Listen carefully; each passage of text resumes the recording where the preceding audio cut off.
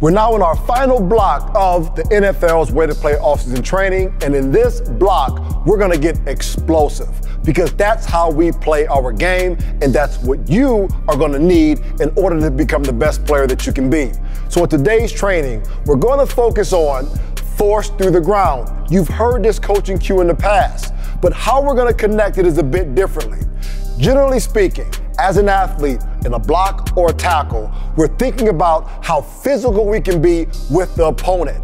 But we want you to shift your mind away from the block or the tackle and think more about how we're moving our bodies. So with the med ball throws we're gonna program today, we're not gonna think about how far we can throw the ball, but how much more force we can apply through the ground, which in turn will add more distance to the throw.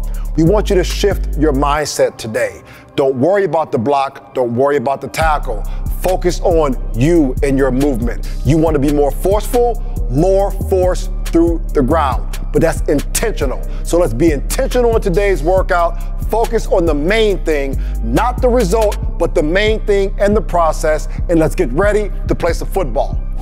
In this particular med ball throw, first and foremost, we have to get into a good body position. As you can see, he's in a nice hinge position, and he's maintaining his torso throughout the throw. In order to get more distance on the throw, as you can see, he's really driving that force to the ground, which propels him in his jump forward, and the ball goes further. So we want to focus on force to the ground, maintaining good torso and a good hinge position as we throw the ball.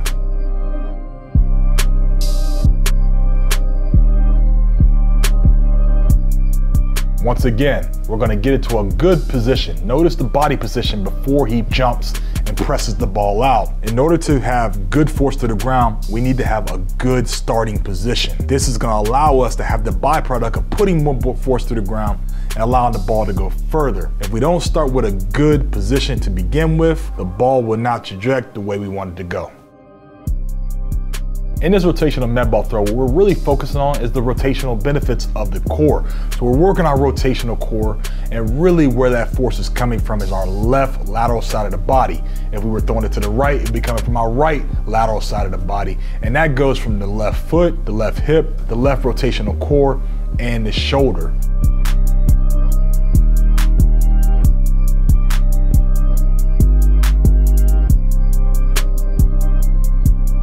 In the loaded push-up throw, as you can see, we're first loading into a nice posture, stiff position, and then exploding out.